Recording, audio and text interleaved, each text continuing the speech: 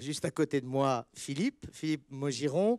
Vous êtes médiateur de santé pair au centre hospitalier Sainte-Anne, à l'unité de soins psychosociaux du pôle 16. Et puis, vous enseignez, vous êtes coordinateur pédagogique à l'université de Bobigny, c'est Paris 13, à l'UFR Santé, Médecine et Biologie humaine. Juste à côté de vous, Daphné Babin. Vous êtes père aidante et notamment membre intérimaire du réseau ProPairs, basé à Locminé dans le Morbihan. Et vous animez des formations avec Emmanuel Jouette, qui est à côté de vous. Emmanuel, qui notamment avait aussi animé des formations avec Agathe Martin, dont je parlais tout à l'heure.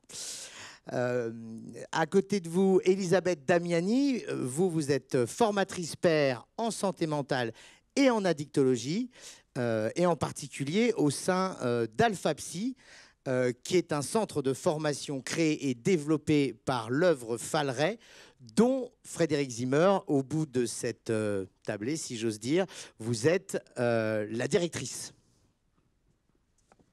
Alors, bien justement, on va commencer par parler formation avec vous deux, Elisabeth et Frédéric. Donc, en parlant, on commencera par parler donc, justement de votre activité au sein d'Alphapsy. Alors, Alphapsy, c'est vous proposez des formations plus ou moins longues, hein, enfin généralement courtes, mais qui peuvent aller, je crois, jusqu'à 150 heures, à destination de tout public de professionnels, mais en particulier à des publics qui peuvent donc de professions d'accueil étant en contact avec des personnes souffrant de troubles psychiques, et encore plus en particulier pour les professions qui sont les professions de soins, les professions du médico-social. C'est ça. En fait, l'œuvre Falleret, en 2014, a mis en place ce dispositif de formation Alphapsy, avec dans un premier temps des sessions d'intégration des nouveaux salariés, avec des initiations à la compréhension des troubles psy. Force étant de constater que l'ensemble des personnes qui étaient embauchées avaient une vraie maîtrise de leur métier, mais pas forcément une bonne connaissance des publics qu'ils allaient être accompagnés, qu'ils allaient être amenés à accompagner. Donc, Alphapsy a commencé par des modules donc d'initiation à la compréhension de ces troubles psychiques. Et puis, ce qui a été monté, parce qu'il y avait une demande de la part de ces professionnels, qui sont des professionnels du champ éducatif, du champ du soin, du champ de l'accueil, de l'accompagnement au quotidien, de mettre en place des parcours plus longs. Donc, on articule des parcours sur des modules avec des thématiques particulières pour permettre à ces professionnels donc, de mieux comprendre quelles peuvent être les répercussions des troubles de santé mentale sur la vie quotidienne, sociale et professionnelle des personnes, et du coup de pouvoir effectivement monter en compétences, mais aussi permettre aux personnes qui sont accompagnées d'appréhender ce que sont les thématiques de rétablissement, et peut-être faire en sorte que les gens vivent mieux dans les institutions, puisque l'œuvre Falleret est un organisme qui regroupe des services, des institutions de vie, et permettre aux personnes qui sont accueillies de vivre mieux dans ces organisations-là.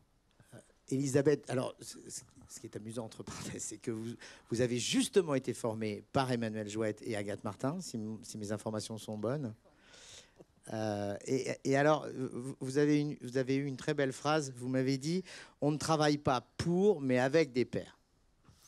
Ça, je crois que c'est un petit peu l'un de mes credos. J'ai effectivement été formé ou déformé, pour reprendre le vocable d'Emmanuel elle-même, dans le cadre d'un dispositif initié par Alphapsy et par l'œuvre Falleret, du fait que j'étais moi-même accompagné par l'œuvre Falleret depuis 2011. J'ai rencontré différentes personnes et puis on m'a dit mais ce que vous vivez nous intéresse. Nous on a un projet, ça s'appelle Alphapsy, est-ce que vous voulez en faire partie? Et j'étais à l'époque en recherche de réinsertion socio-professionnelle. J'ai pris le train en marche et Emmanuel, comme c'en est devenu une habitude, m'a jeté dans le grand bassin. Et je suis devenue non seulement formatrice pair, mais formatrice de formateurs pairs. Voilà, et ce sont les pairs qui m'ont fait devenir formatrice en me sollicitant dans ma nouvelle posture professionnelle. Et c'est une aventure absolument passionnante. Vous m'avez dit à quel point, évidemment, les souffrances psychologiques, c'est beaucoup de manque, c'est beaucoup de carences. Et vous m'avez dit, enfin, en tout cas, je l'ai interprété comme ça, je l'ai entendu comme ça. Moi, je fais travailler beaucoup mes approches sur, prendre appui sur les forces, sur les potentialités. Alors ça, c'est une thématique qui, pareil, est essentielle. Dont les mots m'ont été transmis par Emmanuel Joette, mais dont la réalité était quelque chose de prégnant pour moi depuis longtemps. Le fait de s'appuyer sur le potentiel des personnes. J'accompagne des personnes malades de l'alcool depuis 15 ans. Je suis moi-même abstinente depuis 20 ans. Et j'ai pu développer le fait de m'appuyer sur les capacités des personnes à se sortir et à s'approprier leur propre histoire. Et de les tirer vers le haut pour leur permettre, en l'occurrence, de vivre une abstinence non pas forcée, mais heureuse. Et c'est possible. Et en s'appuyant sur les forces des personnes, également dans ma posture de formatrice père, je me rends compte qu'on peut vivre bien avec des troubles psy, et avec et non pas malgré ces troubles.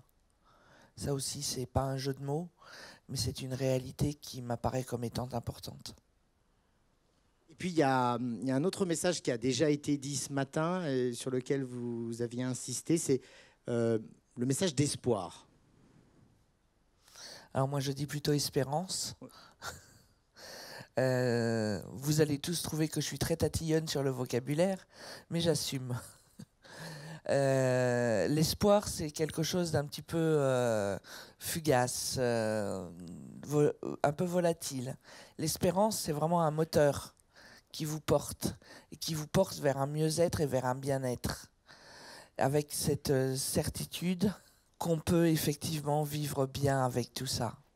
Cette espérance, moi, je l'ai vraiment chevillée au corps, et je la cultive dans le cadre de ma vie spirituelle, que j'incarne dans ma foi catholique. Alors je ne suis pas en train de vous dire devenez tous catholiques, mais je suis en train de vous dire veillez tous à faire croître votre vie spirituelle, car on en a tous une, quelle que soit la manière dont elle s'incarne.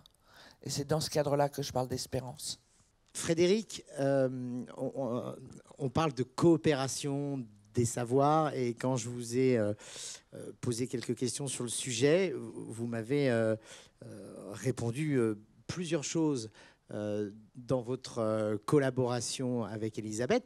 D'abord, il faut savoir que la plupart du temps, vous intervenez en binôme. Alors, pas toujours avec Elisabeth, hein, il y en a d'autres, comme Nathalie, vous m'avez parlé d'elle. Donc, il y a beaucoup de choses qui émergent. Alors, il y a 15 personnes qui ont été formées pour devenir formatrices pères ou formateurs pères. Il y a certains qui sont à cette table, qui n'est pas une table, mais en tout cas, Philippe collabore également avec Alphapsy et Daphné aussi. L'idée étant effectivement de pouvoir articuler des savoirs théoriques avec des savoirs expérientiels.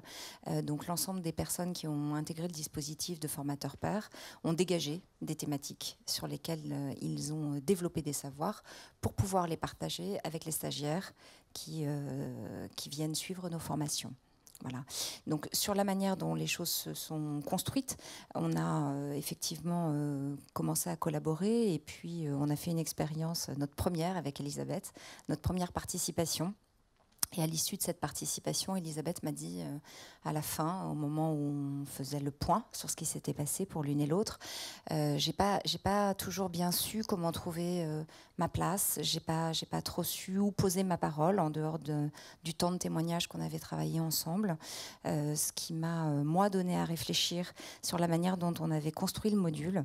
Et à ce moment-là, on s'est dit qu'on n'avait pas suffisamment co-construit ensemble pour voir comment on allait pouvoir articuler. Alors ça, c'était notre sentiment à nous, parce que finalement, les stagiaires ne l'avaient pas forcément perçu. Aujourd'hui, moi, quand on sort d'une intervention et que les gens nous disent qu'ils sont particulièrement sensibles à l'articulation de nos approches et de nos apports, voilà, je crois qu'à chaque fois, on se dit que c'est une réussite et qu'on a réussi véritablement à co-construire notre discours. Alors retenez bien ce mot de co-construire, c'est vraiment très important. C'est-à-dire que Frédéric ne bâtit pas son intervention de son côté et moi du mien, chacune de sa posture propre, mais nous bâtissons ensemble une intervention destinée à d'autres. Nous posons devant nous quelque chose que nous avons travaillé ensemble et qui nous permet chacune de dire « je » de notre propre posture, mais sur un pied d'égalité. Je voudrais revenir sur ce que c'est qu'être formateur pair. Pair, P-A-I-R, évidemment. Je suis pair avec les personnes qui, comme moi, vivent avec des troubles psy, voire des addictions. Mais je suis pair aussi avec Frédéric et Emmanuel et les autres formateurs professionnels qui me considèrent sur un pied d'égalité. Et ça, je crois que c'est suffisamment nouveau pour mériter d'être souligné. On travaille vraiment ensemble et on co-construit. Il y a une nuance, alors justement à propos de cette co-construction, je crois que c'est Nathalie, que j'ai déjà mentionné, autre formatrice pair, qui l'a établie. Dans la co-construction, elle parle de co-construction élaborée et spontanée. Oui, en fait, Nathalie, elle travaille avec Catherine Redouin Tolenaers, qui, à un moment donné de son parcours d'accompagnement, a été sa référente. Elle l'a accompagnée sur le plan de l'insertion professionnelle et dans le cadre d'Alphapsy, elles se sont retrouvées et elles ont décidé, l'une et l'autre, qu'elles allaient co-animer des sessions de formation. Moi, je m'interrogeais beaucoup, puisque c'est vrai qu'elles avaient une relation spécifique dans un contexte et ça modifiait considérablement cette relation dans le cadre d'Alphapsy. Et elles ont dit toutes les deux qu'elles étaient particulièrement favorables à travailler ensemble parce qu'elles se sentaient en confiance. Le premier module qu'elles ont animé autour de l'écoute et de la communication n'avait pas été préparé parce qu'il s'est mis en place un peu rapidement. Et Nathalie m'a dit, mais en fait, on a fait de la co-construction spontanée parce qu'on s'est très très vite articulé, en partie parce qu'il y a une confiance réciproque entre Catherine et moi, qui a un véritable respect, et que je sais que Catherine, elle met en valeur ma parole et que moi, je peux mettre en valeur la sienne. Voilà. Donc, c'est cet échange qui dans notre échange, m'a fait penser qu'effectivement, finalement, avec chacun, on va le co-construire peut-être de manière un peu différente en fonction des individus qui vont être en présence. C'est une grande force aussi de pouvoir adapter en fonction des personnes qui interviennent autour des modules. Merci. Daphné, vous, j'ai oublié de le préciser tout à l'heure quand j'ai parlé de vos activités dans le Morbihan, puisque vous intervenez un peu partout dans le Morbihan, vous faites des formations comme pair dans le Morbihan, mais vous faites également des formations à destination des professionnels de santé ou d'action sociale dans toute la France, hein, à La Rochelle, à Lille, même à Ernstein, dont vous aurez deviné que c'est en Alsace. Et alors, vous avez plusieurs spécificités. Enfin, je dirais, c'est pas forcément complètement unique, mais notamment très centré sur l'humain et en particulier sur l'expression artistique.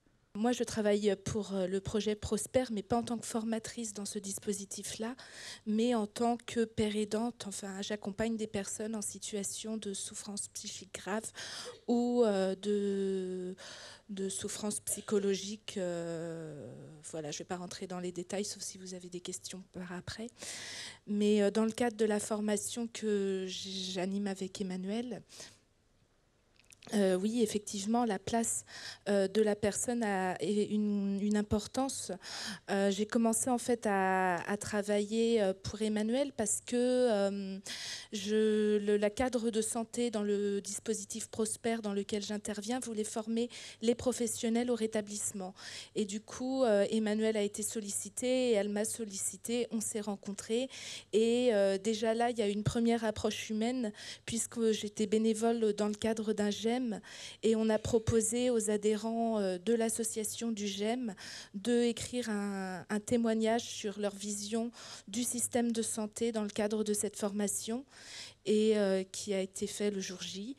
Et moi, j'ai pu apporter ma première pierre à l'édifice en proposant un premier jet de témoignage de récit de vie que j'avais préparé.